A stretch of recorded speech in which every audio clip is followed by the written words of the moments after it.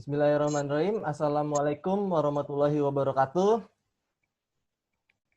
Di sini kami dari kelompok 5 ingin mempresentasikan analisis lingkungan eksternal PT Unilever Indonesia. Sebelum memasuki materi pembahasan, saya akan memperkenalkan diri saya dan teman-teman saya. Yang pertama ada Jari Eka Nurliansa, yang kedua ada Irwan Kurniawan, yang ketiga ada Maulana Adli Asyari, yang keempat Melin Tika Wolansari, dan yang terakhir saya sendiri Taufikur Rahman. Untuk pertama kita akan membahas tentang faktor analisis lingkungan eksternal yang akan dibacakan oleh Saudara Adli Ari. Silakan Saudara Ari. Baik, terima kasih Taufikur Rahman. Yang pertama ada analisis lingkungan eksternal di PT Unilever Indonesia. Lingkungan eksternal sendiri merupakan mencakup sebuah variabel atau variabel peluang dan ancaman yang berada di luar organisasi dan dalam jangka pendek biasanya tidak dapat dikontrol oleh pimpinan puncak organisasi. Analisis lingkungan eksternal sendiri bersifat uncontrollable, yang artinya tak terkendali dan di luar lingkungan perusahaan. Analisis lingkungan eksternal sendiri memiliki dua fungsi, yaitu lingkungan jauh dan lingkungan dekat atau industri. Fungsi itu sendiri memiliki 3 faktor. Yang pertama, policy oriented role, yang artinya peran berorientasi kebijakan, yang merupakan sebuah kebijakan berorientasi top management yang bertujuan untuk memperbaiki kinerja dalam organisasi dengan memperbaiki informasi yang tepat kepada top manager di perusahaan PT Unilever Indonesia. Yang kedua, integrated strategi planning floor, yang artinya sebagai peran perancang strategi yang merupakan dalam memperbaiki kinerja dalam organisasi, yang membuat top manager divisi menyadari segala isu yang terjadi di lingkungan perusahaan dan memiliki implikasi langsung dalam merencanakan strategi di perusahaan PT Unilever Indonesia. Yang ketiga ada function oriented role, yang artinya sebagai peran fungsi berorientasi. Itu sendiri merupakan untuk memperbaiki kinerja organisasi dengan memperbaiki informasi lingkungan dan memberikan perhatian pada efektivitas kinerja organisasi tertentu dalam sebuah perusahaan PT Unilever Indonesia.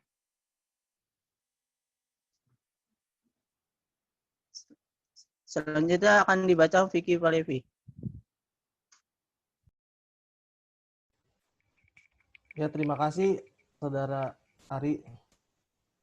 Selanjutnya, saya akan membacakan tentang komponen analisis lingkungan eksternal PT Unilever Indonesia.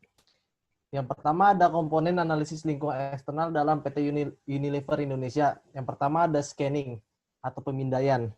Scanning atau pemindaian ini artinya ada pemindaian merupakan mengidentifikasi petunjuk awal dari perubahan dan kecenderungan lingkungan PT Unilever Indonesia. Untuk yang kedua ada monitoring. Di sini monitoring adalah pemantauan. Pemantauan ini yang mengartikan pemantauan observasi terus-menerus atas perubahan dan kecenderungan lingkungan di luar perusahaan PT Unilever Indonesia. Yang ketiga ada forecasting atau peramalan, yang artinya adalah merupakan pengembangkan proyeksi atas hasil yang diantisipasi berdasarkan perubahan yang dipemantauan dalam observasi di luar perusahaan PT Unilever Indonesia. Dan yang terakhir adalah assessing. Assessing ini adalah menilai, yang artinya adalah merupakan menentukan waktu dan dalam pentingnya perubahan dan kecenderungan lingkungan untuk strategi dalam menilai manajemen dana di luar perusahaan PT Unilever Indonesia. Selanjutnya akan dibahas oleh Saudara Irwan. Silakan Saudara Irwan. Ya, terima kasih Taufikur Rahman. Selanjutnya ada lingkungan jauh, lingkungan eksternal PT Unilever jauh. Jadi lingkungan analisis jauh itu terdiri dari faktor-faktor yang bersumber dari luar dan biasanya tidak berhubungan dengan situasional operasional suatu perusahaan tertentu.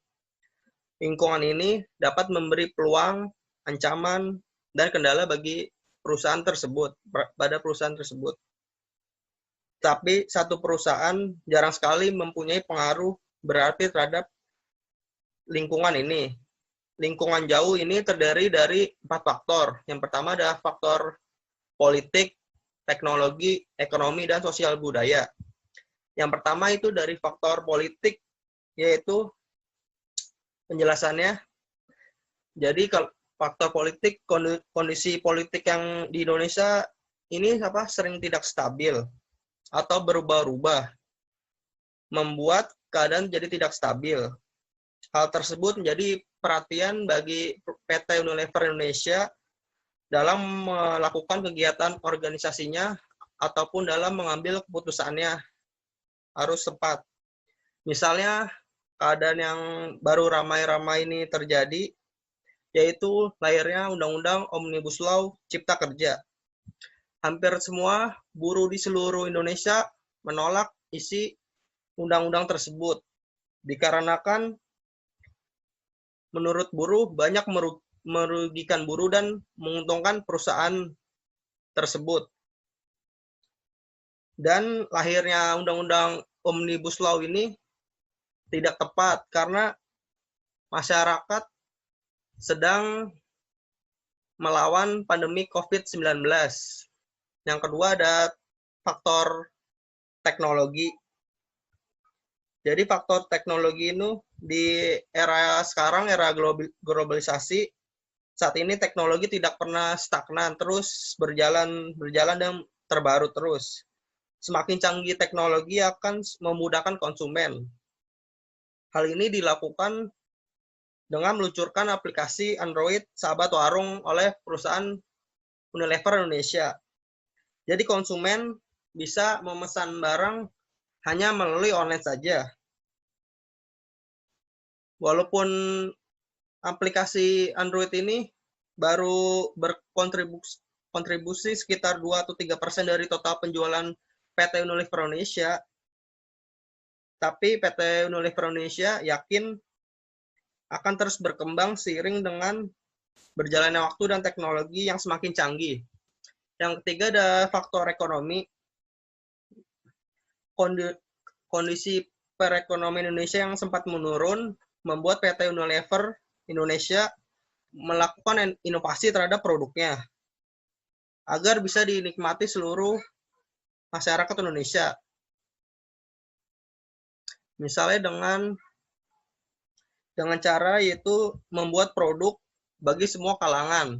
Misalnya bagi yang harganya murah dan kualitasnya bagus yaitu produk sampo Lifebuoy.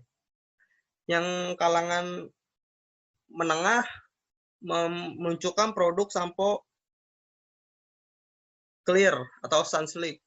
Buat yang kelas atas, PT Unilever Indonesia meluncurkan produk Dove. Nah, yang terakhir ada faktor sosial dan budaya. Jadi, sebagai perusahaan multinasional, PT Unilever Indonesia harus memperhatikan keadaan sosial dan budaya yang ada di masyarakat setempat perusahaan yang akan dibuatnya. Misalnya, jika Unilever berada di Indonesia, karena mayoritasnya masyarakat Indonesia penduduknya Muslim, PT Unilever Indonesia sekarang lebih banyak meluncurkan produk saja dengan label izin yang halal untuk membantu opsi penjualan pola masyarakat Indonesia yang sudah memprioritaskan konsumsi produk halal. Maka dari itu, PT Unilever Indonesia melakukan hal tersebut. Selanjutnya akan dibacakan oleh Melantika Ulansari.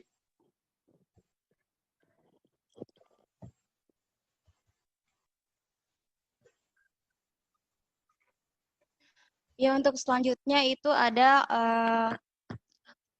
lingkungan dekat, analisis lingkungan eksternal PT Unilever.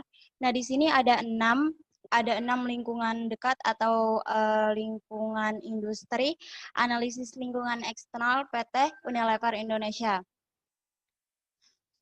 Nah, pada yang pertama itu ada ancaman pendatang baru. Nah, ancaman pendatang baru ini contohnya itu misalkan suatu perusahaan yang memproduksi air mineral yang mereknya itu misalkan Aqua, dan terdapat perusahaan baru lagi yang mengeluarkan produk sejenis yaitu air mineral tetapi bermerek misalkan Fit. Itu merupakan pendatang baru. Tetapi pendatang baru ini tidak mudah begitu saja masuk. Ada ancaman pendatang baru, tergantung adanya penghalang masuk dan reaksi-reaksi yang dapat diharapkan dari pesaing-pesaing yang udah ada. Ada beberapa penghalang masuk atau barriers to entry.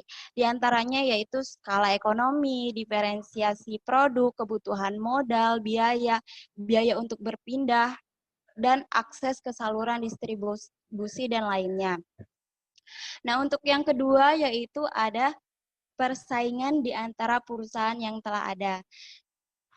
Nah, di sini persaingan yang digerakkan oleh satu perusahaan dapat dipastikan mempengaruhi para pesaingnya dan mungkin menyebabkan pembalasan atas usaha-usaha perlawanan. Menurut Porter, intensitas persaingan berhubungan dengan beberapa faktor, di antaranya jumlah pesaing, tingkat pertumbuhan industri, karakteristik produk dan jasa, dan lain-lain. Dan untuk yang ketiga itu ada ancaman produk atau jasa pengganti. Maksudnya di sini adalah barang substitusi.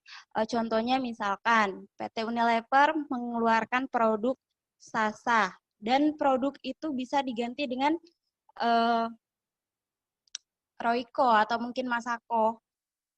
Itu merupakan barang substitusi, yaitu produk pengganti muncul dalam bentuk berbeda tetapi dapat memuaskan kebutuhan yang sama dari produk lain. Ya, contohnya tadi seperti Sasa dan Royco atau Masako tadi, itu merupakan barang substitusi. Dan berikutnya ada kekuatan penawaran pembeli. Pembeli mempengaruhi industri melalui kemampuan mereka untuk menekan turunnya harga, permintaan terhadap kualitas atau jasa yang lebih baik, dan memainkan peran untuk melawan satu persaing dengan lainnya. Selanjutnya ada kekuatan penawaran pemasok. Penawaran dapat mempengaruhi industri dengan kemampuan mereka untuk menaikkan harga atau menurunkan kualitas barang atau jasa yang dibeli. Dan yang terakhir yaitu kekuatan relatif dan stakeholder lain. Jadi kelompok stakeholder dari lingkungan kerja terdiri dari pemerintah, serikat kerja, komunitas lokal, kreditur atau termasuk pemasok, asosiasi perdagangan, atau mungkin kelompok kepentingan khusus dan pemegang saham. Tingkat kepentingan stakeholder sangat bervariasi pada setiap industri.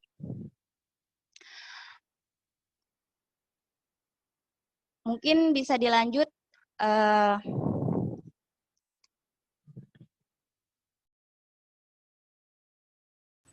Oke, sekarang kita masuk ke dalam pembahasan penyusunan IPM dalam analisis lingkungan eksternal PT Unilever Indonesia. IPM atau isu priority matrix ini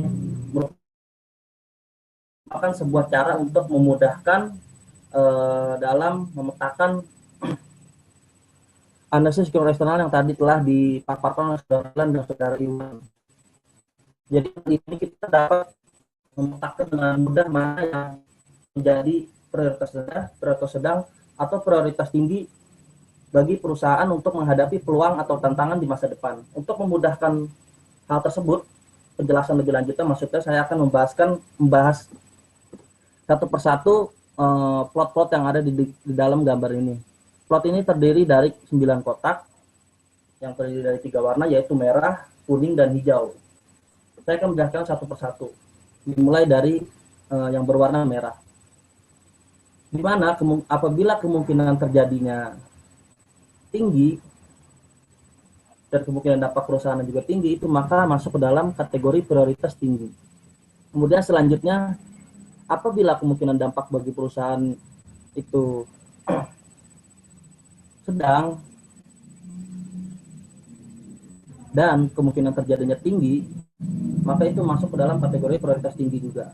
Selanjutnya, apabila kemungkinan terjadinya sedang dan kemungkinan dampak bagi perusahaan tinggi, itu juga masuk ke dalam kategori prioritas tinggi. Kemudian selanjutnya kita akan membahas yang kotak berwarna kuning, yaitu prioritas sedang. Apabila tinggi, kemudian kemungkinan dampak bagi perusahaan tapi itu rendah, itu maka masuk ke dalam kategori prioritas sedang. Kemudian, apabila kemungkinan dampak bagi perusahaan sedang dan juga kemungkinan terjadinya sedang, maka itu juga masuk ke dalam prioritas sedang atau yang berwarna kuning. Yang terakhir, kemungkinan terjadinya itu rendah dan kemungkinan dampak bagi perusahaan tapi tinggi, itu juga masuk dalam prioritas sedang. Nah, itu untuk yang prioritas sedang. Kemudian selanjutnya kita masuk ke dalam yang prioritas rendah atau yang berwarna hijau. Seperti apa kondisinya? Yaitu di mana apabila kemungkinan terjadinya sedang dan kemungkinan dampak bagi perusahaan itu rendah, maka itu masuk ke dalam kategori prioritas rendah. Kemudian apabila kemungkinan terjadinya rendah dan kemungkinan dampak bagi perusahaan sedang, itu juga masuk ke dalam kategori prioritas rendah. Dan yang terakhir, apabila kemungkinan terjadinya rendah dan juga kemungkinan dampak bagi perusahaan itu rendah, maka juga termasuk ke dalam prioritas rendah. Next. Next one. Nah, ini adalah tabulasi analisis lingkungan jauh yang tadi sudah dipaparkan oleh Saudara Irwan. Yang pertama yang disampaikan oleh Irwan yaitu faktor strategisnya adalah berkaitan dengan Undang-Undang Cipta Kerja. Nah, di sini kemungkinan terjadi penolakan buruh di luar sana, walaupun kita lihat sehari-hari itu sangat tinggi penolakan buruh di sana, tapi itu masuk dalam masih kategori sedang. Dan untuk dampak terhadap perusahaan Unilever sendiri itu masuk dalam kategori tinggi. Karena kita seperti kita ketahui Unilever itu memiliki karyawan yang cukup banyak dan perusahaan yang cukup banyak yang tersebar di wilayah Surabaya dan juga Cikarang. Nah, hasilnya adalah maka Unilever harus memprioritaskan atau maksud saya prioritas tinggi dalam menghadapi tantangan tersebut dalam hal Omnibus Law ini, Undang-Undang Cipta Kerja. Kemudian yang selanjutnya itu ada faktor strategi ekonomi, yaitu berkaitan dengan daya beli masyarakat. Kemungkinan terjadinya di masa depan daya beli masyarakat seiring membaiknya perekonomian Indonesia diprediksi akan semakin membaik. Jadi kemungkinan terjadi daya beli masyarakat di masa depan itu akan tinggi. Dan juga pengaruhnya terhadap perusahaan juga tinggi. Jadi dapat mempengaruhi daya beli kepada produk Unilever itu sendiri. Jadi hasilnya adalah prioritas tinggi. Dan ini merupakan sebuah peluang di masa depan yang harus dipersiapkan oleh PT Unilever. Kemudian yang berkaitan dengan sosial budaya, faktor strategisnya adalah label halal. Label halal ini, faktor strategisnya maksud saya adalah label halal. Di masa depan kebutuhan berkaitan dengan produk halal, apa itu entah ekonomi syariah atau makanan halal dan produk-produk sejenis yang halal itu diprediksi kesadaran masyarakat akan tinggi di masa depan. Dampak terhadap perusahaan Unilever, dampaknya juga tinggi karena produk-produk Unilever ini merupakan kebutuhan sehari-hari yang digunakan oleh masyarakat Indonesia. Unilever misalnya tidak ada yang halal, tidak ada suatu produknya ada yang tidak halal, itu maka sangat berpengaruh tinggi terhadap penjualan perusahaan. Jadi dampak terhadap perusahaan itu adalah tinggi.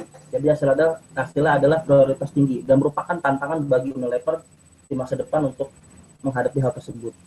Kemudian ada teknologi, yaitu berkaitan dengan pemasaran online. Seperti kita ketahui saat ini pemasaran online itu sangat masif. Seperti kita tahu ada Lazada, Shopee dan lain-lain. Nah, kemungkinan terjadi hal tersebut di masa depan juga diprediksi akan semakin pesat. Nah, dampak terhadap perusahaan Unilever sendiri itu juga tinggi karena masyarakat di masa depan itu mulai ingin belanja yang praktis-praktis atau melalui online saja, tidak lagi ke belanja ke supermarket. Mungkin ada, cuman hanya maksudnya jadi mungkin ada, tapi pemasaran online ini cukup berkembang pesat di masa depan. Jadi ini juga hal yang sangat berdampak terhadap perusahaan Unilever. Jadi merupakan prioritas tinggi dan menjadi tantangan bagi PT Unilever di masa depan bagaimana dia bisa mengakomodir pemasaran online tersebut untuk memenuhi kebutuhan masyarakat. Next one.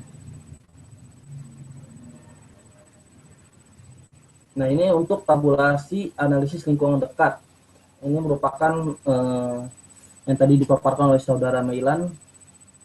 Faktor strategis dari PT Unilever itu yaitu pesaingnya, jumlah pesaing banyak dengan kekuatan seimbang.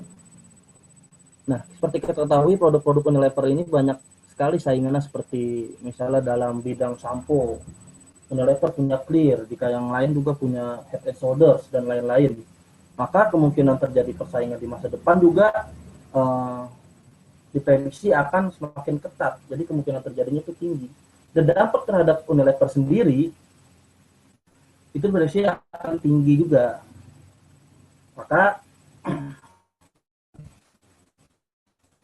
hasilnya adalah, maksud saya faktor dari perusahaan itu kecil, ini mohon maaf di slide ini salah. Yang saya maksud itu adalah dampak terhadap perusahaan itu kecil. Karena Unilever sendiri sudah menguasai pasar di Indonesia, walaupun banyak saingannya, terbukti sampai saat ini Unilever tidak dapat terkalahkan atau bisa dibilang masih nomor 1 di Indonesia, dan diprediksi di masa depan pun masih berlaku hal demikian. Jadi untuk hasilnya adalah hal tersebut merupakan prioritas sedang yang menjadi tantangan PT Unilever Indonesia. Kemudian yang kedua ada pembeli, yang merupakan faktor strategis berikutnya, yaitu produk mudah diperoleh dari pemasok. Nah, maksudnya ini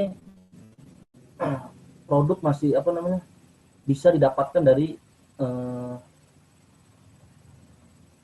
ini salah ini, maksudnya faktor strategisnya adalah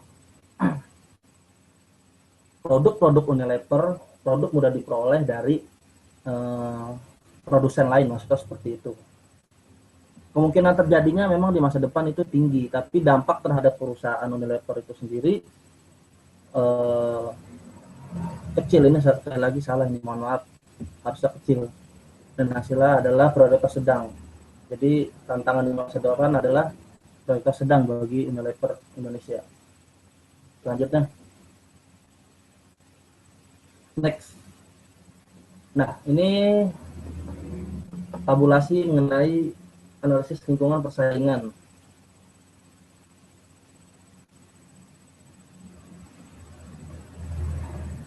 Nah, ini ada ancaman dari, maksud saya ini adalah cara mengatasi dari analisis lingkungan persaingan tersebut, cara mengatasinya.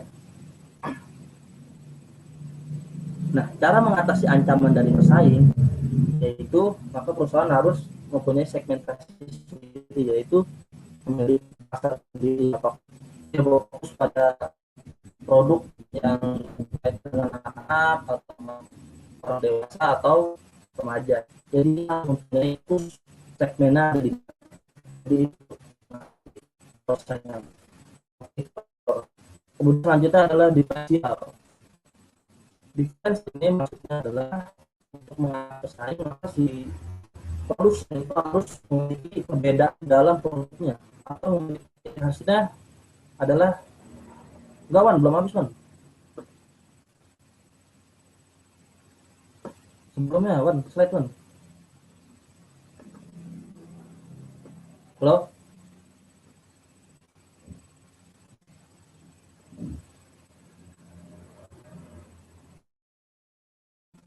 Screen share. Oke, kita lanjut ke yang efisiensi. Di mana perusahaan untuk mengatasi persaingan tersebut harus mampu melakukan efisiensi, misalnya dalam hal efisiensi biaya. Misalnya yang sebelumnya menggunakan produk plastik yang lebih tebal, maka perusahaan dapat mengurangi ukuran dimensi dari plastik tersebut agar mengurangi biaya dalam biaya produksi tersebut, sehingga terjadi efisiensi biaya, dan outputnya adalah akan berdampak pada harga pasar yang dijual di pasaran, sehingga menjadi lebih murah untuk perusahaan produsen dan bisa menyaingi perusahaan kompetitor yang harganya mungkin bisa lebih tinggi dari perusahaan produsen tersebut. Yang selanjutnya yaitu cara mengatasi menghadapi pesaing, yaitu berkaitan dengan kapasitas. Dalam hal ini kapasitas yaitu produksi yang berlimpah atau penyediaan penyediaan barang yang sangat banyak dibanding pesaing. Nah, kalau penyedia ini konsumen ketika melihat tersedia barang itu sangat banyak, maka berpotensi akan memilih perusahaan yang menyediakan barang yang banyak tersebut dibanding perusahaan kompetitor yang menyediakan produk tidak terlalu banyak. Sekarang kita lanjut ke ancaman dari pembeli. Nah, untuk cara mengatasi dari ancaman pembeli tersebut, yang pertama itu ada pelanggan profitable, yaitu pelanggan yang menguntungkan. Dalam hal ini, dia bisa menguntungkan si perusahaan. Jadi kita fokus pada kalangan menengah ke atas, bisa dibilang seperti itu. Kemudian yang kedua, pelanggan tidak peka harga. Hampir sama seperti pelanggan profitable. Pelanggan tidak peka harga ini orang-orang yang tidak peduli dengan harganya produk itu seberapa. Yang penting dia puas dengan produk yang dia beli tersebut. Kemudian yang terakhir ada diferensiasi. Diferensiasi ini hampir sama seperti yang tadi saya jelaskan, yaitu ada perbedaan dalam produknya atau ada hal unik sehingga konsumen bisa memilih produk tersebut berdasarkan keunikannya tersebut. Mungkin itu dari saya. Terima kasih. Selanjutnya silakan Taufikur Rahman untuk menutup. Ya, terima kasih untuk Saudara Jerry yang telah menjelaskan poin-poin yang tadi ada di profil analisis lingkungan PT Unilever Indonesia. Mungkin kurang lebihnya mohon maaf. Mungkin kalau ada kesalahan-kesalahan kata dari dalam kata-kata PPT-nya atau dari ucapan kami mohon maaf yang sebesar-besarnya karena di sini kami masih dalam tahap belajar. Mungkin itu saja yang kelompok kami sampaikan tentang analisis faktor eksternal PT Unilever Indonesia. Sekian dari kami. Wassalamualaikum warahmatullahi wabarakatuh.